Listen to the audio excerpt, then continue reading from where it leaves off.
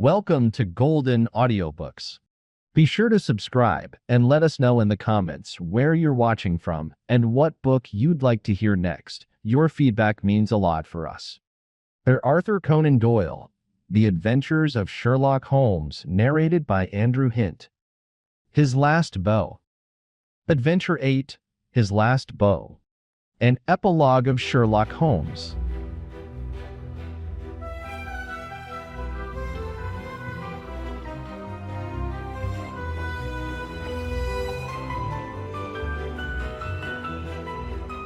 It was 9 o'clock at night upon the 2nd of August, the most terrible August in the history of the world.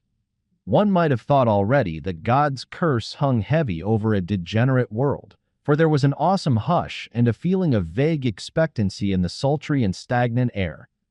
The sun had long set, but one blood-red gash like an open wound lay low in the distant west. Above, the stars were shining brightly, and below, the lights of the shipping glimmered in the bay. The two famous Germans stood beside the stone parapet of the garden walk, with the long, low, heavily gabled house behind them, and they looked down upon the broad sweep of the beach at the foot of the great chalk cliff in which von Bork, like some wandering eagle, had perched himself 4 years before. They stood with their heads close together, talking in low, confidential tones. From below, the two glowing ends of their cigars might have been the smoldering eyes of some malignant fiend looking down in the darkness.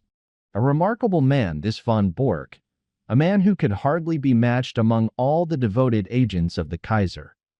It was his talents which had first recommended him for the English mission, the most important mission of all. But since he had taken it over, those talents had become more and more manifest to the half-dozen people in the world who were really in touch with the truth. One of these was his present companion, Baron von Herling, the chief secretary of the legation, whose huge 100-horsepower Benz car was blocking the country lane as it waited to waft its owner back to London. "So far as I can judge the trend of events, you will probably be back in Berlin within the week," the secretary was saying. "When you get there, my dear von Bork, I think you will be surprised at the welcome you will receive. I happen to know what is thought in the highest quarters of your work in this country." He was a huge man, the secretary, deep, broad, and tall, with a slow, heavy fashion of speech which had been his main asset in his political career. Von Bork laughed. "They are not very hard to deceive," he remarked. "A more docile, simple folk could not be imagined." "I don't know about that," said the other thoughtfully. "They have strange limits, and one must learn to observe them. It is that surface simplicity of theirs which makes a trap for the stranger. One's first impression is that they are entirely soft. Then one comes suddenly upon something very hard, and you know that you have reached the limit and must adapt yourself to the fact. They have, for example, their insular conventions which simply must be observed. Meaning good form and that sort of thing." Von Bork sighed as one who had suffered much. "Meaning British prejudice in all its queer manifestations. As an example, I may quote one of my own worst blunders. I can afford to talk of my blunders, for you know my work well enough to be aware of my successes. It was on my first arrival. I was invited to a weekend gathering at the country house of a cabinet minister. The conversation was amazingly indiscreet." Von Bork nodded. "I've been there," said he dryly. "Exactly. Well, I naturally sent a resume of the information to Berlin.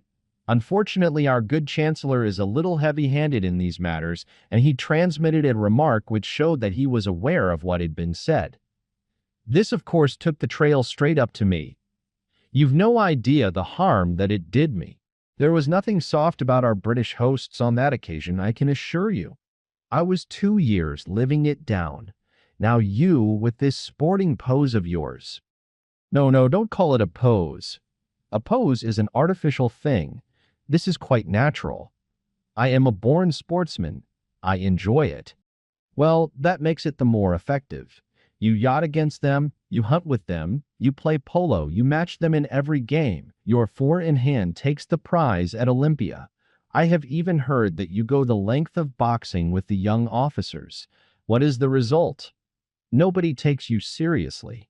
You are a good old sport, quite a decent fellow for a German. a hard-drinking, nightclub, knockabout town, devil-may-care young fellow. And all the time this quiet country house of yours is the center of half the mischief in England, and the sporting squire the most astute Secret Service man in Europe. Genius, my dear von Bork, genius. You flatter me, Baron. But certainly I may claim my 4 years in this country have not been unproductive. I've never shown you my little store. Would you mind stepping in for a moment? The door of the study opened straight onto the terrace. Von Bork pushed it back, and leading the way, he clicked the switch of the electric light. He then closed the door behind the bulky form which followed him and carefully adjusted the heavy curtain over the latticed window. Only when all these precautions had been taken and tested did he turn his sunburned aquiline face to his guest. "Some of my papers have gone," said he. "When my wife and the household left yesterday for Flushing, they took the less important with them. I must, of course, claim the protection of the embassy for the others. Your name has already been filed as one of the personal suite. There will be no difficulties for you or your baggage. Of course, it is just possible that we may not have to go. England may leave France to her fate. We are sure that there is no binding treaty between them." "And Belgium?" "Yes, and Belgium too." Von Bork shook his head. "I don't see how that could be. There is a definite treaty there. She could never recover from such a humiliation. She would at least have peace for the moment. But her honor—" "Tut, my dear sir, we live in a utilitarian age. Honor is a medieval conception. Besides, England is not ready. It is an inconceivable thing, but even our special war tax of 50 million, which one would think made our purpose as clear as if we had advertised it on the front page of the Times, has not roused these people from their slumbers. Here and there one hears a question. It is my business to find an answer. Here and there also there is an irritation. It is my business to soothe it. But I can assure you that so far as the essentials go, the storage of munitions, the preparation for submarine attack, the arrangements for making high explosives, nothing is prepared. How then can England come in, especially when we have stirred up such a devil's brew of Irish civil war, window-breaking furies, and God knows what to keep her thoughts at home? She must think of her future. Ah, that is another matter. I fancy that in the future we have our own very definite plans about England, and that your information will be very vital to us. It is today or tomorrow with Mr. John Bull. If he prefers today, we are perfectly ready. If it is tomorrow, we shall be more ready still. I should think they would be wiser to fight with allies than without them, but that is their own affair. This week is their week of destiny. But you were speaking of your papers." He sat in the armchair with the light shining upon his broad, bald head, while he puffed sedately at his cigar. The large oak-paneled, book-lined room had a curtain hung in the future corner. When this was drawn, it disclosed a large, brass-bound safe. Von Bork detached a small key from his watch chain, and after some considerable manipulation of the lock, he swung open the heavy door. "Look," said he, standing clear with a wave of his hand. The light shone vividly into the open safe, and the Secretary of the Embassy gazed with an absorbed interest at the rows of stuffed pigeonholes with which it was furnished. Each pigeonhole had its label, and his eyes, as he glanced along them, read a long series of such titles as Fords, Harbor Defenses, Aeroplanes, Ireland, Egypt, Portsmouth Forts, the Channel, Rositha, and a score of others. Each compartment was bristling with papers and plans. "Colossal," said the secretary. Putting down his cigar, he softly clapped his fat hands. "And all in 4 years, Baron. Not such a bad show for the hard-drinking, hard-riding country squire, but the gem of my collection is coming, and there is the setting all ready for it." He pointed to a space over which naval signals was printed. "But you have a good dossier there already." "Out of date and waste paper. The Admiralty in some way got the alarm, and every code has been changed. It was a blow, Baron, the worst setback in my whole campaign. But thanks to my checkbook and the good Altamont, all will be well tonight." The Baron looked at his watch and gave a guttural exclamation of disappointment. "Well, I really can wait no longer. You can imagine that things are moving at present in Carlton Terrace and that we have all to be at our posts. I had hoped to be able to bring news of your great coup. Did Altamont name no hour? Von Bork pushed over a telegram. Will come without fail tonight and bring new sparking plugs. Altamont. Sparking plugs, eh? You see, he poses as a motor expert and I keep a full garage. In our code, everything likely to come up is named after some spare part. If he talks of a radiator, it is a battleship, of an oil pump, a cruiser, and so on. Sparking plugs are naval signals. From Portsmouth at midday, said the secretary, examining the superscription. By the way, what do you give him?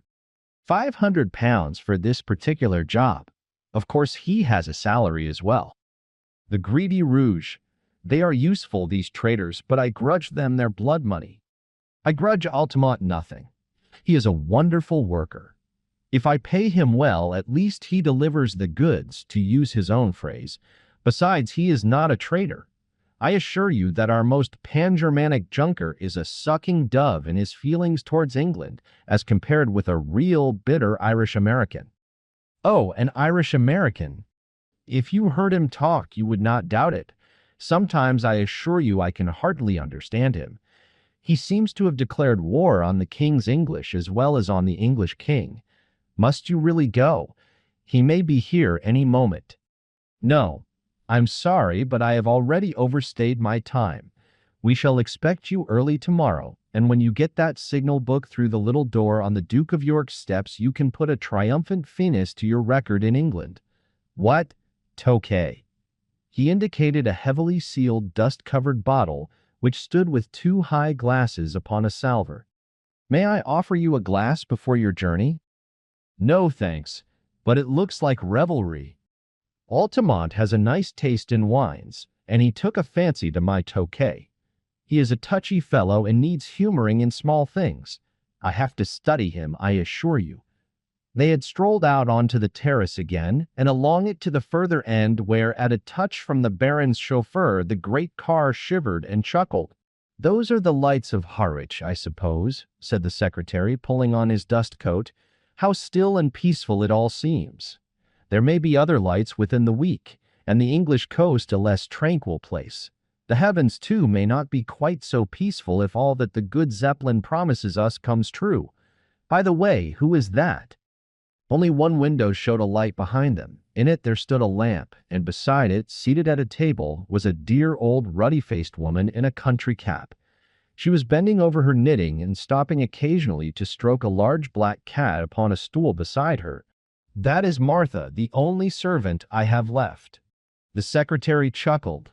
She might almost personify Britannia, said he, with her complete self-absorption and general air of comfortable somnolence. Well, au revoir, von Bork. With a final wave of his hand, he sprang into the car, and a moment later the two golden cones from the headlights shot through the darkness. The secretary lay back in the cushions of the luxurious limousine, with his thoughts so full of the impending European tragedy that he hardly observed that as his car swung round the village street, it nearly passed over a little Ford coming in the opposite direction. Von Bork walked slowly back to the study when the last gleams of the motor lamps had faded into the distance. As he passed, he observed that his old housekeeper had put out her lamp and retired. It was a new experience to him, the silence and darkness of his widespread house, for his family and household had been a large one. It was a relief to him, however, to think that they were all in safety and that, but for that one old woman who had lingered in the kitchen, he had the whole place to himself. There was a good deal of tidying up to do inside his study, and he set himself to do it until his keen, handsome face was flushed with the heat of the burning papers. A leather valise stood beside his table, and into this he began to pack very neatly and systematically the precious contents of his safe. He had hardly got started with the work, however, when his quick ears caught the sounds of a distant car. Instantly he gave an exclamation of satisfaction, strapped up the valise, shut the safe, locked it, and hurried out on to the terrace. He was just in time to see the lights of a small car come to a halt at the gate. A passenger sprang out of it and advanced swiftly towards him, while the chauffeur, a heavily built, elderly man with a gray mustache, settled down like one who resigns himself to a long vigil. "Well?" asked von Bork eagerly, running forward to meet his visitor. For answer, the man waved a small brown paper parcel triumphantly above his head. "You can give me the glad hand tonight, mister," he cried. "I'm bringing home the bacon at last. The signals? Same as I said in my cable. Every last one of them. Semaphore, lamp code, Marconi. A copy, mind you, not the original. That was too dangerous. But it's the real goods, and you can lay to that." He slapped the German upon the shoulder with a rough familiarity from which the other winced. "Come in," he said. "I'm all alone in the house. I was only waiting for this. Of course a copy is better than the original.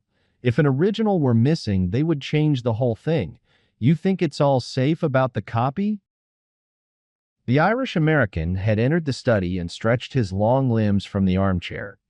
He was a tall, gaunt man of 60, with clear-cut features and a small goatee beard which gave him a general resemblance to the caricatures of Uncle Sam. A half-smoked, sodden cigar hung from the corner of his mouth, and as he sat down he struck a match and relit it. "Making ready for a move?" he remarked as he looked round him. "Say, mister," he added as his eyes fell upon the safe from which the curtain was now removed, "you don't tell me you keep your papers in that?" "Why not?" "Gosh, in a wide-open contraption like that. And they reckon you to be some spy. Why, a Yankee crook would be into that with a can opener. If I'd known that any letter of mine was going to lie loose in a thing like that, I'd have been a mug to write to you at all." "It would puzzle any crook to force that safe," Von Bork answered. "You won't cut that metal with any tool." "But the lock?" "No, it's a double combination lock. You know what that is?" "Search me," said the American. "Well, you need a word as well as a set of figures before you can get the lock to work." He rose and showed a double radiating disc round the keyhole. "This outer one is for the letters, the inner one for the figures." Well, that's fine. So it's not quite as simple as you thought. It was 4 years ago that I had it made. And what do you think I chose for the word and figures? It's beyond me. Well, I chose August for the word and 1914 for the figures, and here we are. The American's face showed his surprise and admiration. "My, but that was smart. You had it down to a fine thing." "Yes, a few of us even then could have guessed the date. Here it is, and I'm shutting down tomorrow morning." "Well, I guess you'll have to fix me up also. I'm not staying in this gol-darned country all on my lonesome. In a week or less, from what I see, John Bull will be on his hind legs in fair ramping. I'd rather watch him from over the water." "But you're an American citizen." "Well, so was Jack James, an American citizen, but he's doing time in Portland all the same. It cuts no ice with a British copper to tell him you're an American citizen. 'It's British law and order over here,' says he. By the way, mister, talking of Jack James, it seems to me you don't do much to cover your men." "What do you mean?" Von Bork asked sharply. "Well, you're their employer, ain't you? It's up to you to see that they don't fall down." "But they do fall down, and when did you ever pick them up? There's James. It was James's own fault. You know that yourself. He was too self-willed for the job. James was a bonehead, I give you that. Then there was Hollis. The man was mad. Well, he went a bit woozy towards the end. It's enough to make a man bughouse when he has to play a part from morning to night with 100 guys all ready to set the coppers wise to him. But now there is Steiner." Von Bork started violently, and his ruddy face turned a shade paler. "What about Steiner?" "Well, they've got him, that's all. They raided his store last night, and he and his papers are all in Portsmouth jail. You'll go off, and he, poor devil, will have to stand the racket, and lucky if he gets off with his life. That's why I want to get over the water as soon as you do." Von Bork was a strong, self-contained man, but it was easy to see that the news had shaken him. "How could they have got on to Steiner?" he muttered. "That's the worst blow yet." "Well, you nearly had a worse one, for I believe they are not far off me." "You don't mean that." "Sure thing. My landlady down Fratton Way had some inquiries, and when I heard of it, I guessed it was time for me to hustle. But what I want to know, mister, is how the coppers know these things. Steiner is the fifth man you've lost since I signed on with you, and I know the name of the sixth if I don't get a move on. How do you explain it? And ain't you ashamed to see your men go down like this?" Von Bork flushed crimson. "How dare you speak in such a way? If I didn't dare things, mister, I wouldn't be in your service. But I'll tell you straight what is in my mind. I've heard that with you German politicians, when an agent has done his work, you are not sorry to see him put away." Von Bork sprang to his feet. "But you dare to suggest that I have given away my own agents? I don't stand for that, mister, but there's a stool pigeon or a cross somewhere, and it's up to you to find out where it is. Anyhow, I am taking no more chances. It's me for Little Holland, and the sooner the better." Von Bork had mastered his anger. "We have been allies too long to quarrel now at the very hour of victory," he said. "You've done splendid work and taken risks, and I can't forget it. By all means go to Holland, and you can get a boat from Rotterdam to New York. No other line will be safe a week from now. I'll take that book and pack it with the rest." The American held the small parcel in his hand, but made no motion to give it up. "What about the dough?" he asked. "The what?" "The boodle. The reward. The £500. The gunner turned damn nasty at the last, and I had to square him with an extra $100 or it would have been Nitsky for you and me. 'Nothing doin',' says he, and he meant it too, but the last 100 did it. It's cost me £200 from first to last, so it isn't likely I'd give it up without getting my wad." Von Bork smiled with some bitterness. "You don't seem to have a very high opinion of my honor," said he. "You want the money before you give up the book." "Well, mister, it is a business proposition. All right, have your way." He sat down at the table and scribbled a check, which he tore from the book, but he refrained from handing it to his companion.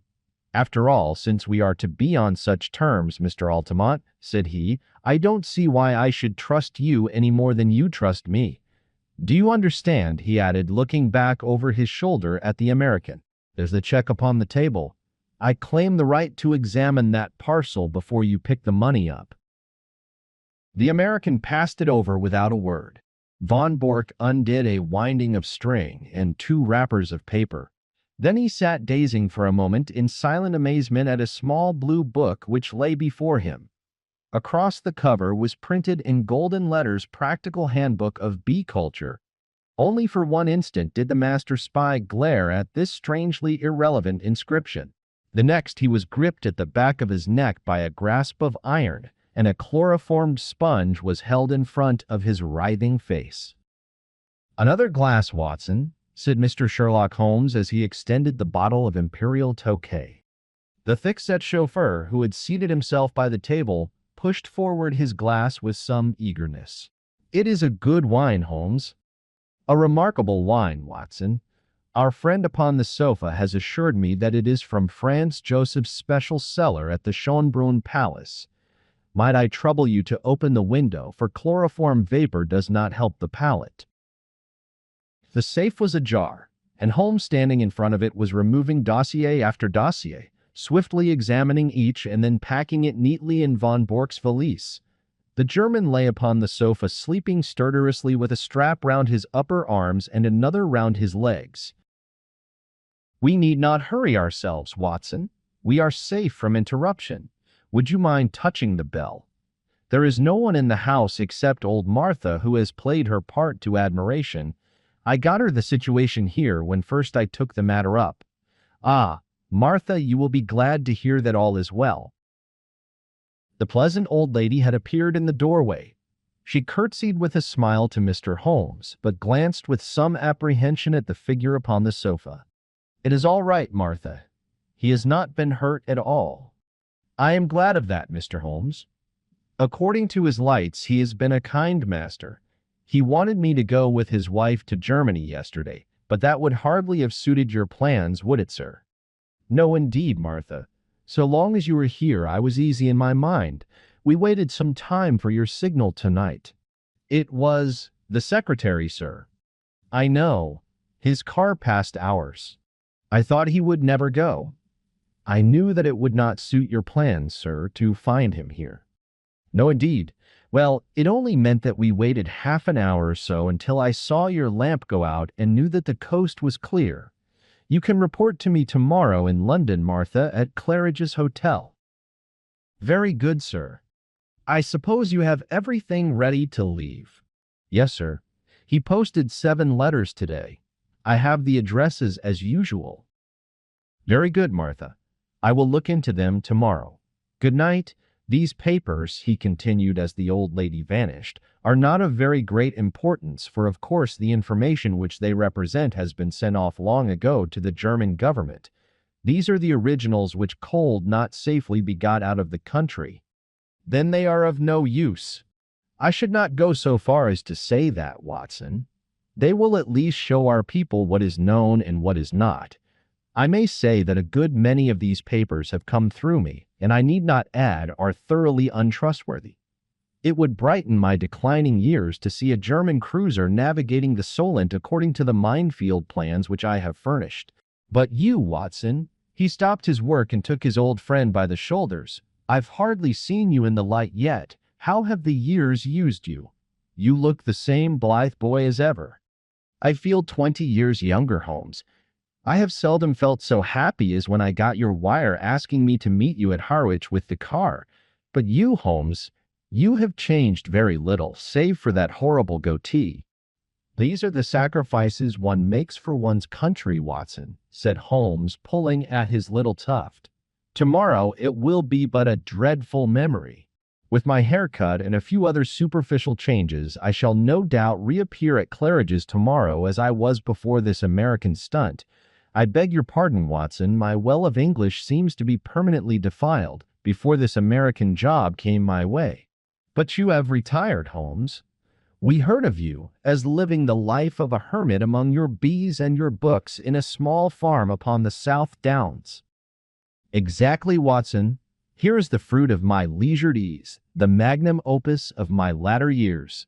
He picked up the volume from the table and read out the whole title, Practical Handbook of Bee Culture, with some observations upon the segregation of the queen. Alone I did it. Behold the fruit of pensive nights and laborious days when I watched the little working gangs as once I watched the criminal world of London. But how did you get to work again? Ah, I have often marveled at it myself. The foreign minister alone I could have withstood, but when the premier also deigned to visit my humble roof. The fact is, Watson, that this gentleman upon the sofa was a bit too good for our people. He was in a class by himself. Things were going wrong, and no one could understand why they were going wrong. Agents were suspected or even caught, but there was evidence of some strong and secret central force. It was absolutely necessary to expose it. Strong pressure was brought upon me to look into the matter. It has cost me 2 years, Watson, but they have not been devoid of excitement. When I say that I started my pilgrimage at Chicago, graduated in an Irish secret society at Buffalo, gave serious trouble to the constabulary at Skibbereen, and so eventually caught the eye of a subordinate agent of von Bork, who recommended me as a likely man, you will realize that the matter was complex. Since then, I have been honored by his confidence, which has not prevented most of his plans going subtly wrong, and 5 of his best agents being in prison.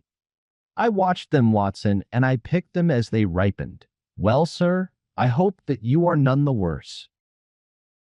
The last remark was addressed to von Bork himself, who after much gasping and blinking had lain quietly listening to Holmes's statement.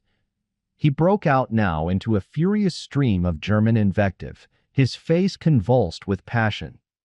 Holmes continued his swift investigation of documents while his prisoner cursed and swore.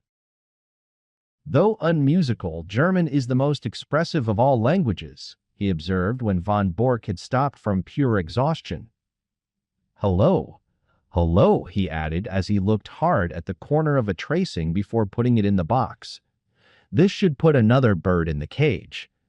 I had no idea that the paymaster was such a rascal, though I have long had an eye upon him. Mr. von Bork, you have a great deal to answer for. The prisoner had raised himself with some difficulty upon the sofa and was staring with a strange mixture of amazement and hatred at his captor. "I shall get level with you, Altamont," he said, speaking with slow deliberation. "If it takes me all my life, I shall get level with you." "The old sweet song," said Holmes. "How often have I heard it in days gone by. It was a favorite ditty of the late lamented Professor Moriarty. Colonel Sebastian Moran has also been known to warble it. And yet I live and keep bees upon the South Downs." "Curse you, you double traitor!" cried the German, straining against his bonds and glaring murder from his furious eyes. "No, no, it is not so bad as that," said Holmes, smiling. "As my speech surely shows you, Mr. Altamont of Chicago had no existence, in fact. I used him, and he is gone." "And who are you?"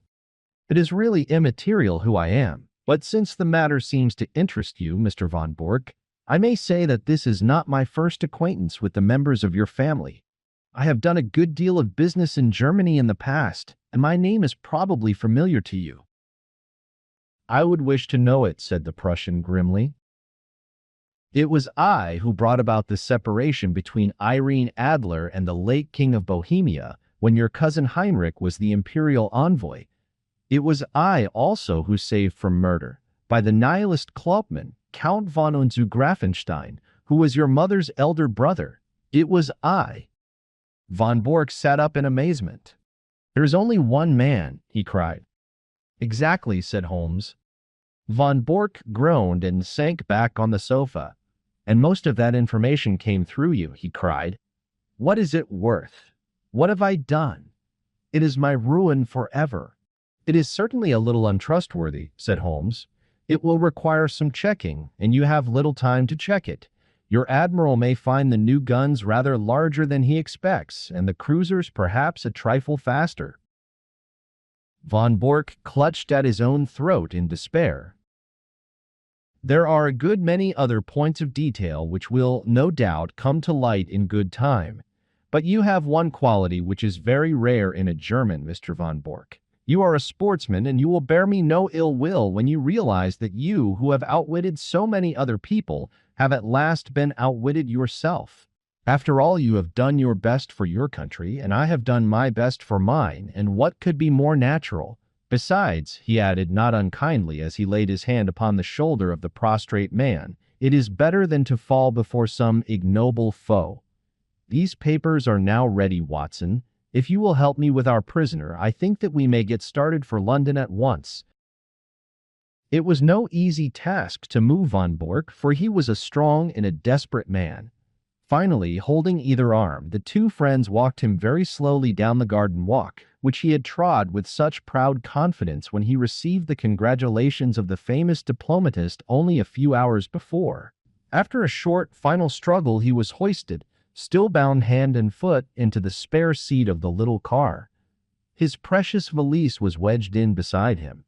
"I trust that you are as comfortable as circumstances permit," said Holmes when the final arrangements were made. "Should I be guilty of a liberty if I lit a cigar and placed it between your lips?" But all amenities were wasted upon the angry German. "I suppose you realize, Mr. Sherlock Holmes," said he, "that if your government bears you out in this treatment, it becomes an act of war." "What about your government and all this treatment?" said Holmes, tapping the valise. "You are a private individual. You have no warrant for my arrest. The whole proceeding is absolutely illegal and outrageous." "Absolutely," said Holmes. "Kidnapping a German subject and stealing his private papers. Well, you realize your position, you and your accomplice here.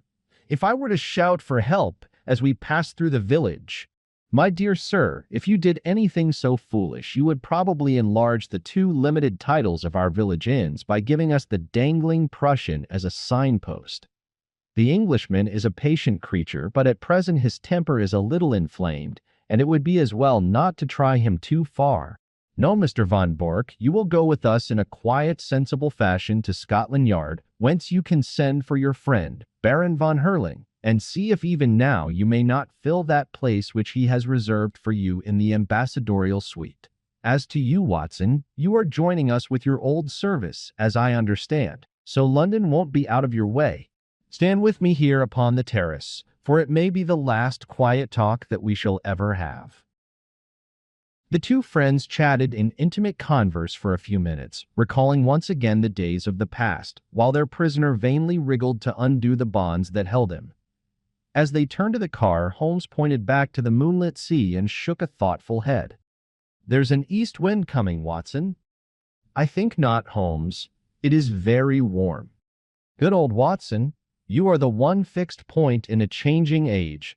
There's an east wind coming all the same. Such a wind as never blew on England yet. It will be cold and bitter, Watson, and a good many of us may wither before its blast.